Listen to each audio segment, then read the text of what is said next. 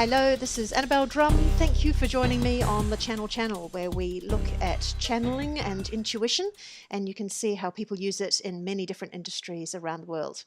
Today I have Brenda Hoffman with me from South Carolina in the USA. Hello, Brenda. Hi there. Nice, Hi. nice for you to join me today. Thank you very much. Now, can you tell me a little bit about your channeling as to how this the skill started coming about and psychic abilities and that kind of thing? Well, I was kind of thinking of that, and my first definite memory was when I was 5 years old, and my thought was, I wish my real family would come pretty soon because something is totally amiss here.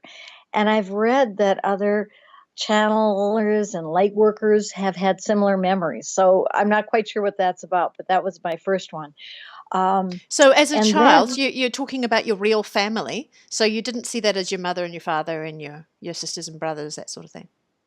At 5 years old, no. And as Oh, I became older, of course they were, but at that was a real potent memory for me is where's my real family? Well, they better come and get me pretty soon. I'm kind of tired of this right now. So I'm gonna find is and then in school, even though I studied and I always had good grades, I remember there was a point where I just said, I wonder what the person who wrote this multiple choice test was thinking. And so I started using that every once in a while, and I could tune into what they were thinking when they were writing the test. hmm. And so my answer would be kind of around what I knew that they were thinking at the time, which is kind of odd too.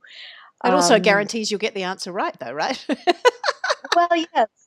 Then, as I grew up, because I know a large part of your show is finding out how others can channel and if it's an amazing talent and an amazing gift or if it's something that's happening to all of us. Mm, And my answer is most definitely it's happening to all of us. mm. Not right away, not now, but it's happening to all of us. And um, just a short historical piece. If you remember the Ouija board, and when people were first channeling, they had very many physical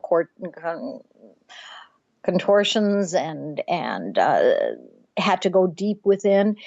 And that's not how it is anymore. It's very easy for me to channel and many other people. Mm. But Because I find, I just want to interrupt you there. I find sure, that there are still people around that you'll see on YouTube and writing their blogs who have this sort of conceited attitude, I guess, that, I can do something that you can't. So you just sit there and let me be the star. And I think that's they're becoming a smaller and smaller group because everybody yeah, else is learning how to do this.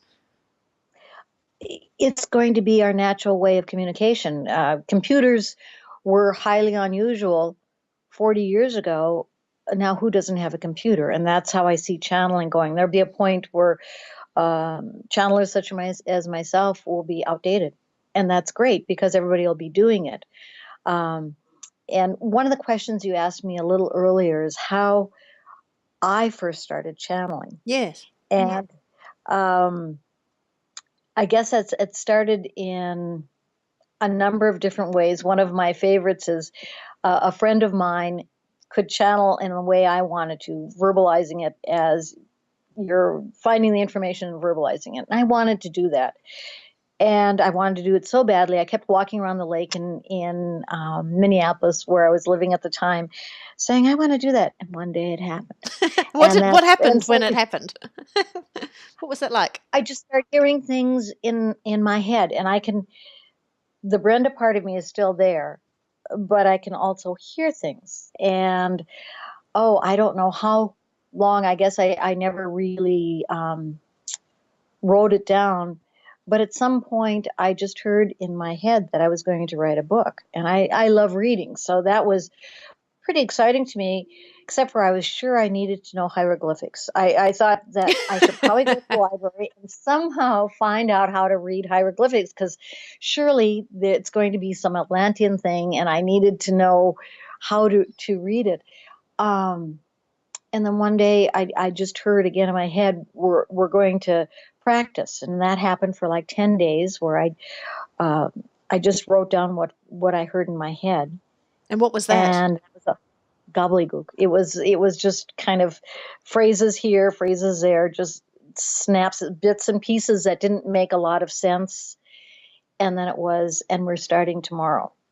And so I took a book I wrote in the 80s, A Glimpse of Your Future. It's about what's happening now. Um, I took I hand wrote 10 pages a day. Oh. And I thought, well, I want something of substance. So I suppose about 300 pages would probably be about the right size for a book. So for 38 days, I channeled, and my book is about 350 pages. Oh, okay. So that's automatic Yeah. writing, right? There are all sorts of labels for things, and I, I don't ever put a label on. So I just know I can hear the information in my head. And now when I do my weekly blog, it's the same sort of information gathering. So I just sit down on the computer and I hear in my head what I'm going to write, and I write it out. And often at the end, I think, well, that's not so interesting. Who'd want to read that? And then I read it over and I think, well, that's kind of good. I kind of like it. Is so it's not. I guess it depends on how you define it, because I think the automatic writing is where your mind is totally blocked out and all you're doing is writing. I don't know, and you don't know what it is afterwards. But again, it's a definition. I'm kind of odd. Okay, I was going to Oh, say, go ahead. do you ever argue with this information that comes in, whether you're writing it on your blog or writing a book? Do you ever think, or are you not aware when it comes in? Yes, I'm Do you see what I aware. mean? Yeah, it's like, so when the message Yes. comes in, okay, we're going to start the book now. Do you ever kind of go, oh no, I'm not ready yet? Or I'm really kind of tired. Yes, Yeah, that's happened. But it's more about concepts. It's like, oh, come on, that right. can't be Yeah, that. that can't be true. Yeah. Are you sure? When I was starting to channel A Glimpse of Your Future, uh, big block letters, Eleth, Eleth, and I've never heard of the word before, never, or the name, never. And that was throughout the book, Eleth, Eleth, Eleth. And after I channeled the book, I put aside public channeling, all sorts of things like that, reading information for about 20 years. And then I Why was decided that? one day, there were a lot of different things, personal issues that were going on. I was in a different place. I had moved into different careers, different home. I was more interested in my earth life than I was in other pieces. I see. And what And jobs were you doing? Can I just ask you that too? oh, sure. First of all, you probably want to know I have a master's of science in sociology. But professionally, I've never felt there were any limitations. I could do whatever I wanted to do with whatever degrees I had. And so, started out as associate director of a university daycare center, and then moved into social services, working with ex-offenders and then street people. I was a counselor, instructor, public relations person, and then I moved into the corporate world, and I was um, worked in marketing, corporate marketing. And then when I married my now husband, he was periodontist, and so I managed his offices for a number of years. Mm-hmm.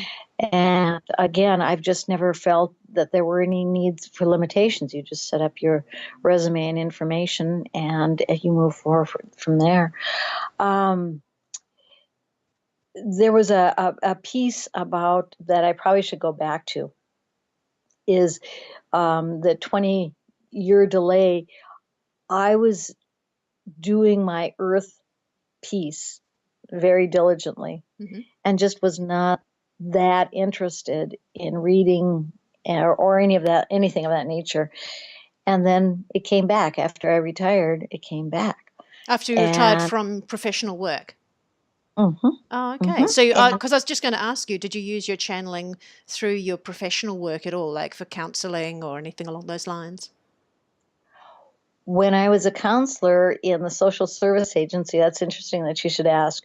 Other counselors I just thought I counseled as everybody else did. Somebody would sit down talking to me and I could hear what they weren't saying. I thought that was just normal. What they weren't And so saying? what they weren't saying. Well, they were not saying. And Okay. Mm. and I just knew what they really wanted to talk about, and we talk about that, and it was delightful. And so I asked some of my coworkers. I said, "Well, I'm sure you listen to what they aren't saying, and then you work from there, correct?" And they said, "What are you talking about?" And that's what so I that way, yes, professionally, I did use it, or I can sense people.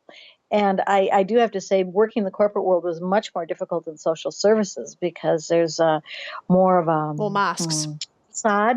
Yes, more masks. Mm. And that was awkward for me because I would say something, "Oh, are you feeling well? You don't look." And that was not good in the Fine. corporate world. I'm fine. I'm perfectly fine and strong. Yeah. Yeah. I can imagine. Yes. And so um, sometimes I'd use it and sometimes I didn't, but that was in corporate world, you didn't use it very often, other Right. than, specifics. And then when I went back to it, I wanted to do some ebooks, and I thought maybe a blog, and I'd read a book and all that. And it turned out that what I really enjoyed doing was my blog. And So then I started a blog. the blog and the radio show that you're doing now, tell me a little bit more about why you do that. Why did you decide to give the information that comes in? Because it sounded like fun. Just as your channel is fun for you. It Mm. just seemed like it was important, but more than that, that it would be fun. And quite frankly, I really believe that the channels I do each week, and the blog talk show is a different channel than the written blog. The information is for me and for anyone else who's interested, but basically, it's as much for me as anyone. And what I've found, the last few months is it's almost like I'm writing a manual each week. There's a bit of information that helps us with the transition, and I really feel it's a manual of information that those who are following will find intriguing, and those of us who are in the midst of it are saying, "Oh, really? Is that what's happened? Oh, isn't that interesting?" So Yeah. it's a combination, but and that very much is my personality. I love motivating people, and I love um, sharing information with people and saying, "Have you thought of this? Or have you thought of that?" Mm. And I love learning. So the combination, it is fun for me. I learn as much as anyone every week Right. with both And that makes channels. sense to me when you were talking about the transition for people who are not familiar with that, I mean, the words that I use are sort of the world shift of consciousness is the Yes. world waking up. We're personally evolving as individuals, as a species, as a whole planet. There's an evolution that you can't deny because you look back 10 years and you know that you were a very different person then. Every single one of us was very different, even 5 years ago, even last year. And so because things are changing, so this is what you're saying by the manual, isn't it? That as we go through these changes, and all of us change at the same time, even though we've got our little corporate facade up saying, oh no, everything's fine, there's nothing any different. But in fact, we wonder why do I feel so crazy today? Why do I feel like I just want to hide under the bed today? And all of these things are actually happening to all of us. We're just not admitting it to each other. So is that along the lines of what you're thinking of with the manual? Yes. And I also believe that we're changing in stages. There's a group of forerunners that are like the old American scoutmasters who, had the machetes and were cutting down the trees, and the same happened in Australia. And then the pioneers following, and then the later pioneers. And I really think it's going in waves. So some people are more aware of what's happening Mm. than others, and that a change of this nature, no wonder the world is chaotic, is what human embraces change without a little fear. And that's what's happening worldwide. People are just terrified. They're feeling different, they're acting different, and they don't understand why. I think a lot And of then, it is challenging our old beliefs too. I mean, oh, I often yes. look at beliefs and people go, well, no, that's the way it is. And I say, well, no, hang on. When you were 2 or 3 years old, you didn't believe that. You were taught that.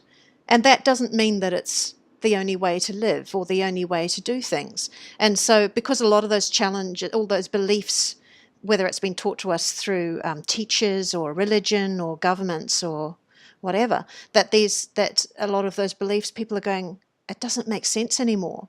I followed it because I was a good girl, and my job was to follow the rules and do what I was meant to do what they want me to do, and now it just doesn't make sense.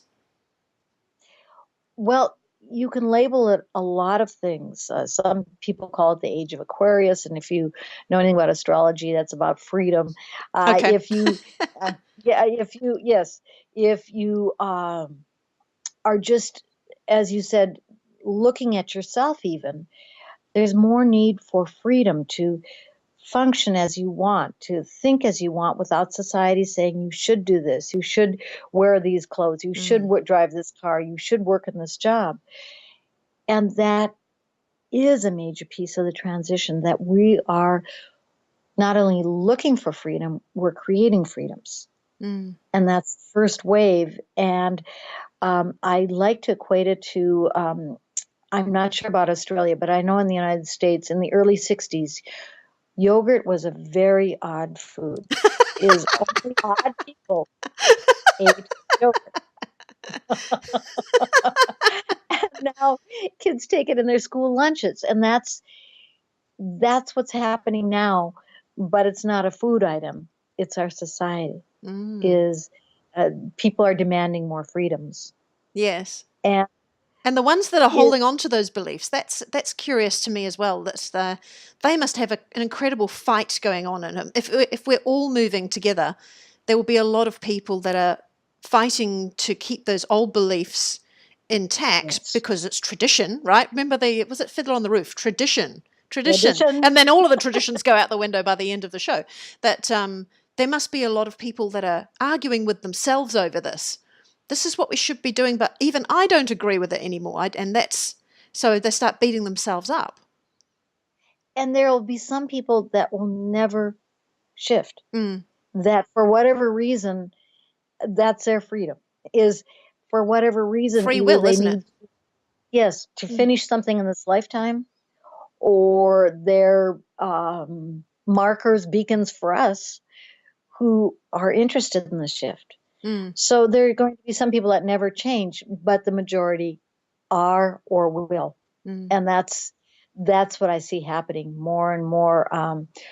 I don't know if you read a lot of the information on the internet or not, but when I started channeling my blog 2009, there were a number, and now it just seems to be growing astronomically, the number of people channeling and posting their blogs on the internet.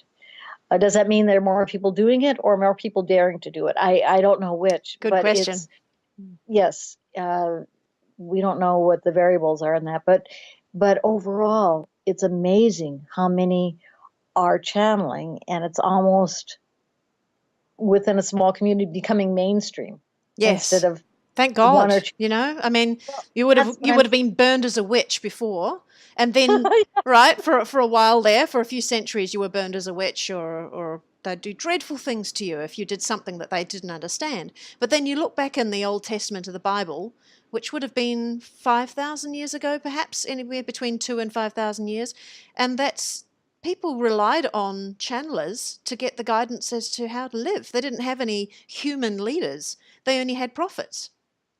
So, where did that go wrong? Who changed that idea? I mean, I guess it's just a flow as to how things went. We started off with channeling in that way, and we relied on them for our wisdom and to guide us and all the rest. Then we moved to human leaders who made mistakes. They didn't necessarily make the wisest decisions, and they fought against each other and all the rest. And then we come out the other end now that we're moving into more people that are channeling. It's interesting, don't you think, that it's a sort of a down and an up?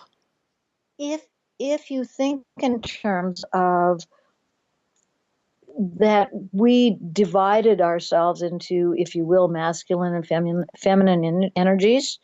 For the last few thousand years, it's been a very masculine energy, which is action based rather than an intuitive based. And so, in a sense, we're going back to a more intuitive based kind of government, political, economic system. Right. And that's a nice way to look at it, intuitive rather than feminine, because I think people are a bit scared that the women will rule the world, when in fact both men and women have masculine and feminine within them. So it's a different way of thinking, isn't it? Intuitive thinking rather than active and throwing it out there.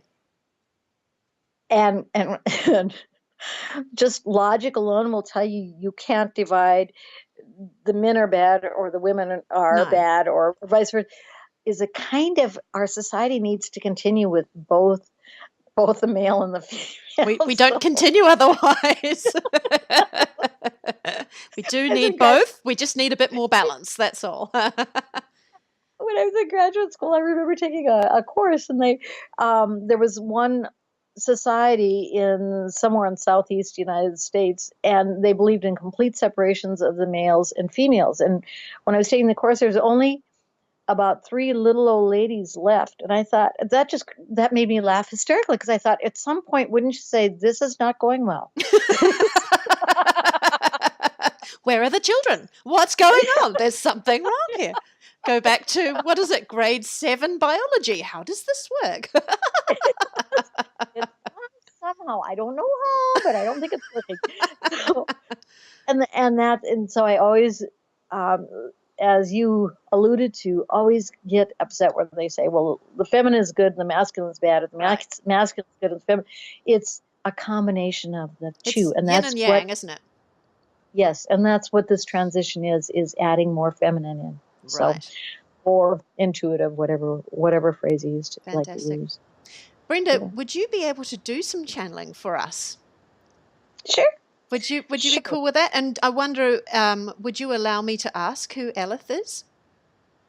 Oh, Elith has gone by the wayside. That was okay. All right. Yes, and he is. I've already figured that one out. Okay, well, I won't ask that then. Alice is part of me of the future, but now when I channel, it's me, past, present, and future, with a few guests thrown in here and there.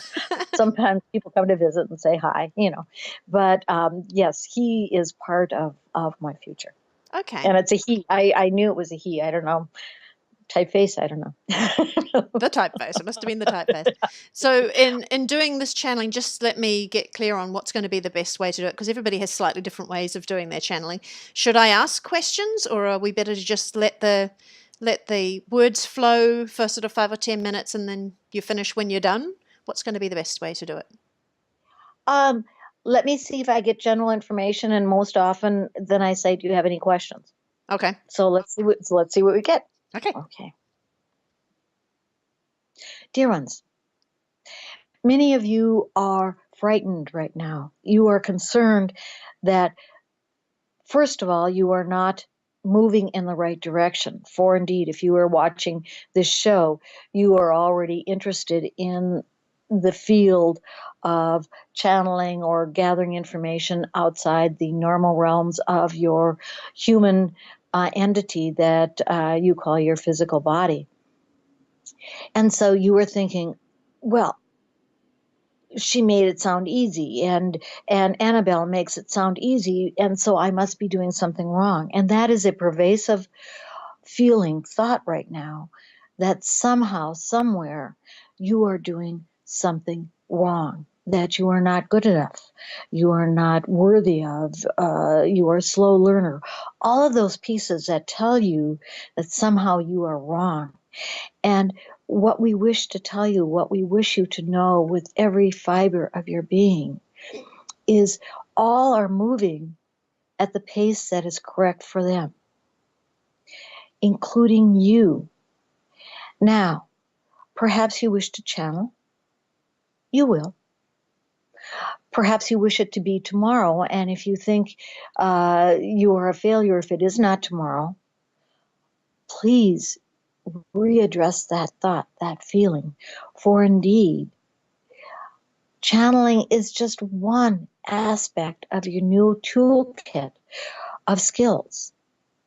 Just because someone does it doesn't mean you are less than or more than because you do something different or better in your mind. That is what the freedom of this transition, of this earth change, of this universal change that Annabelle and Brenda were speaking of. It is about each of you having a skill set that is appropriate for you and your role in this transition. Please think of it as a large tapestry of unique threads. And if your thread isn't in there, the tapestry is less glorious than it would be if your thread was in there. Now, of course, that puts fear in many of your stomachs because you think, well, I don't know what my thread is. I don't know how to do my thread. I don't know. Those are 3D fears. It'll happen when it is ready to happen. The tapestry is not going to be completed tomorrow, so you have a race. You are going to be right when it is right for you. And you are right now.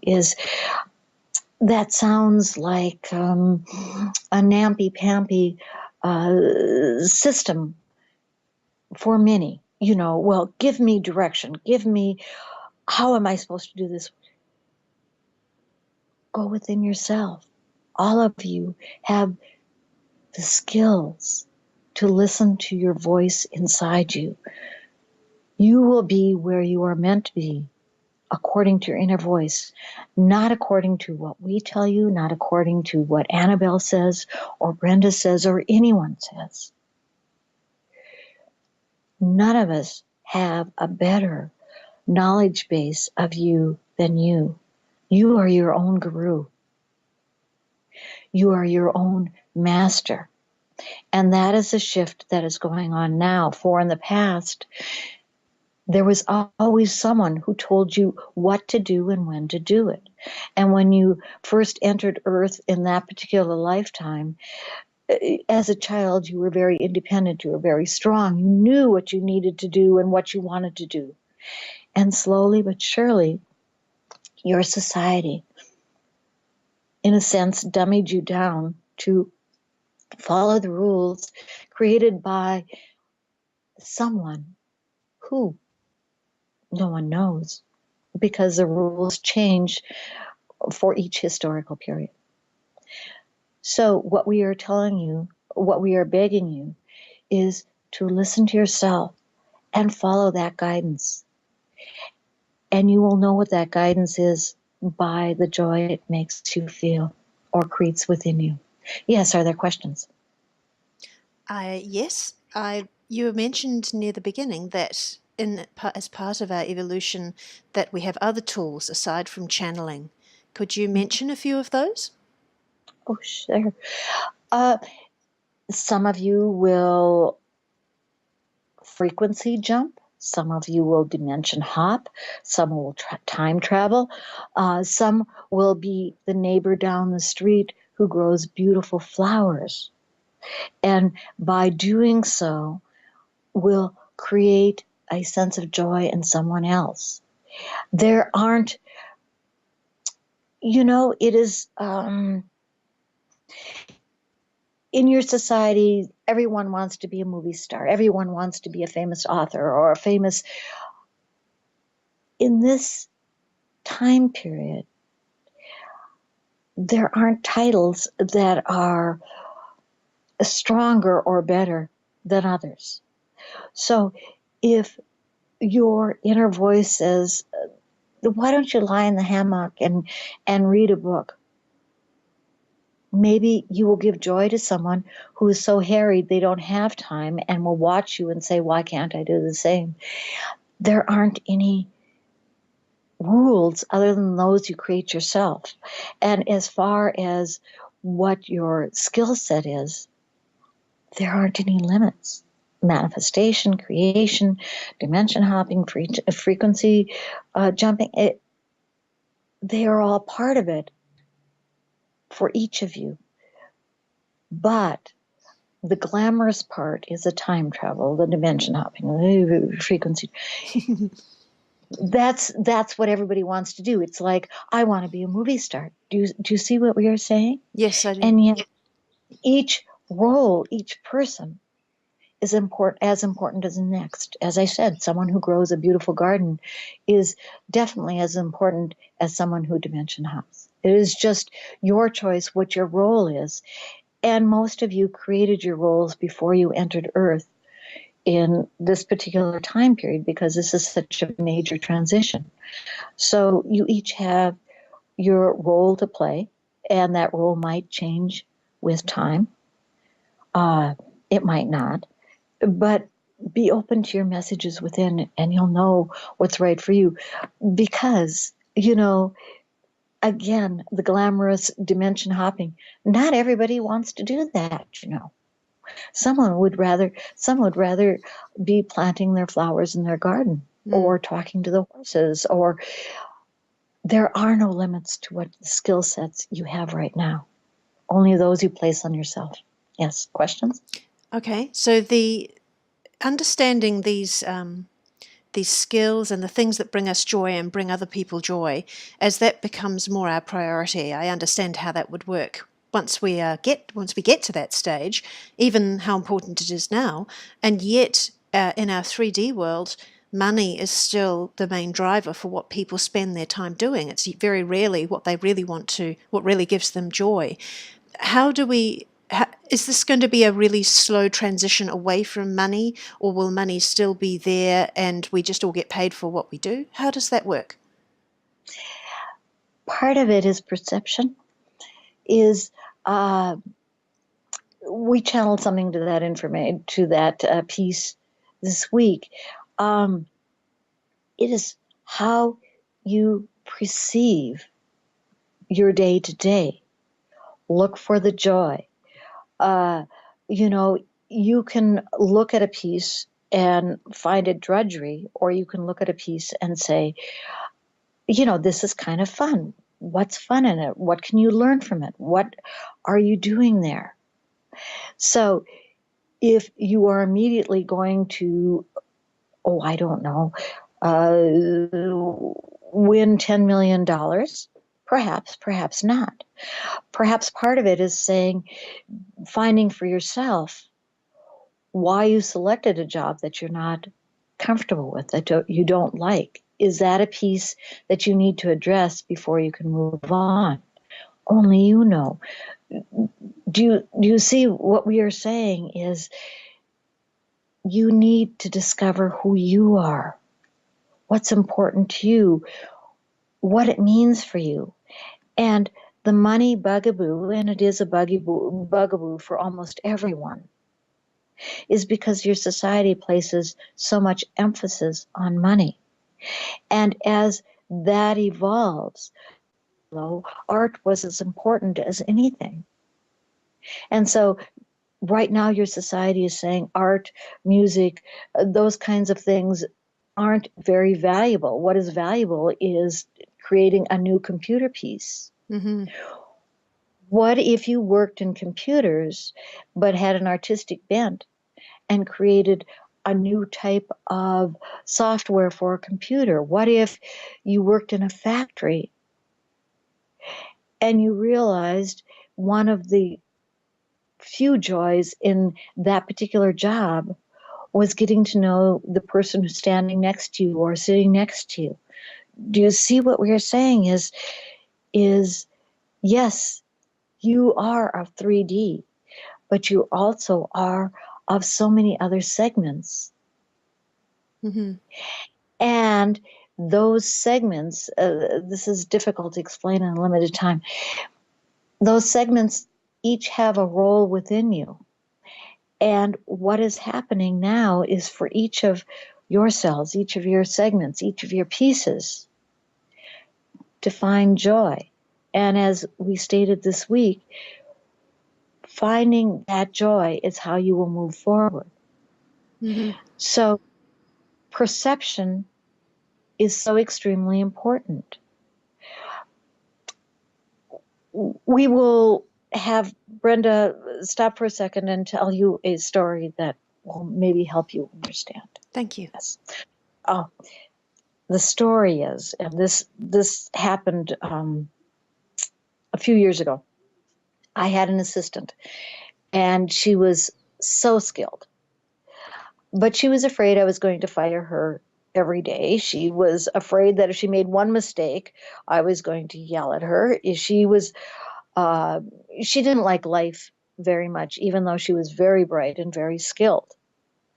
And I knew I had a diamond in the rough Mm-hmm. with her. And so I started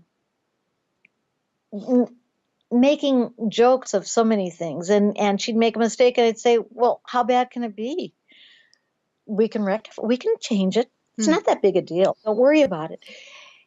And not immediately, but after a bit, she started relaxing and we started having fun, and the whole staff started joining in. And it was just a wonderful staff, loving, kind, sharing with each other. And I changed as much as the lady that was my assistant because I started perceiving things differently, because I had to help her move into her place. So that And it's becomes the not, major perk of the job, doesn't it? It doesn't even matter what the job is then, that the joy of doing the job is the staff rather than the yes, activity. yes, because I didn't particularly like the job. I was working in my husband's office in an area. I liked working more with people than that was more computer stuff. Is But that made me love the job. Is I miss the staff. I miss being around them, and so I was helped as much as she was. Mm. Um, and that was just a matter of perception. Is if I became negative, she would go way over the top. So I, you know, You were and holding the and platform steady for her then, weren't you? yeah, but for me also. Mm. I'd love to know a bit more about where you see this is going in the future. That so the channeled voice spoke of how each person will bring out their own skill set as we go along. Um, but you're saying as well that you feel that channeling will become something that's very mainstream that each person does, and we'll pick it up in our own ways. We'll be doing it in different ways, using our intuition, as well as all of us improving at the same time. Have you got any more comments on how you would see that happening in the future? Well, actually, you did an excellent summation because not everybody will want to channel. Right. Maybe they will communicate just by knowing. Have you ever thought of calling someone and they called you? Mm, mm. That's happened to me before. I've even picked up the phone and they've been on the other end. Um, that that's another way of channeling, of intuition. Mm. So each of us will do what's most comfortable for us. Um, I don't know when, I keep hearing soon, but soon is so relative, is that there'll be more honest communication where there won't be as many facades because there won't be any reason for facades. That'll make corporate Uh, different, won't it? yes, it will. It'll make all of our society different Mm. when when you're not telling little white lies to make people feel good, when you're not changing the dynamic. So yes, that'll make a great deal of difference. But if you want, I can go in and channel. It might be quite a nice way to sort of finish off just a little. Can you set that intention to just have a little short close, a nice way to finish it off in the way of channeling? Oh, sure. Okay. So to Let's see what I. channel an ending, you could Yeah. channel the ending. I've never done that before. This is fun. Okay, let's see what I get. Okay. Okay. Dear ones, there's no need to be frightened. There's no need for drama in any direction. Just be yourselves. That's all that's required of this transition. Just to be you, which is frightening in itself because you haven't been you for eons. Just be. That's all that's required. And you don't have to help anyone if you don't wish. Just by being you, you will do all you need to do. So be it. Thank you. Thank you for listening. Good day. Good day. Does that work? That was great. I've never done that before. Thank you. Thank you so much for joining me today. It's been really, really interesting, and learning about how you got into your own channeling and how you use it now, and to actually see your channeling is just lovely. Thank you for spending the time with me.